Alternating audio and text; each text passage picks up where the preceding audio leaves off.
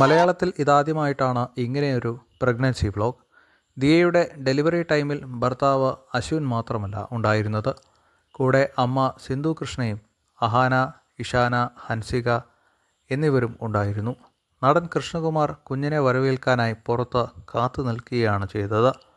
പ്രസവത്തിനിടയിൽ ദിയയെ ആശ്വസിപ്പിച്ചും ധൈര്യം നൽകിക്കൊണ്ട് സഹോദരിമാരും ഒപ്പമുണ്ടായിരുന്നു എന്നത് വ്ലോഗിലെ ദൃശ്യങ്ങളിൽ വ്യക്തമാണ്.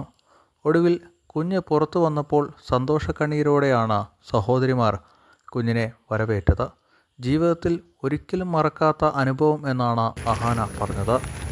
കാരണം കുഞ്ഞിൻ്റെ ജനനവും ഇന്ന് കേരളത്തിലെ ഏറ്റവും കൂടുതൽ ആരാധകരുള്ള സോഷ്യൽ മീഡിയ താരങ്ങളിൽ ഒരാളാണ് ദിയ കൃഷ്ണ. നടനും രാഷ്ട്രീയ പ്രവർത്തകരുമാണെത്തിയത്. ഇത്രയും സപ്പോർട്ടും സ്നേഹവും നൽകുന്ന കുടുംബമുള്ള ദിയ ഭാഗ്യവതിയാണ് എന്നാണ് ആരാധകർ പറയുന്നത്.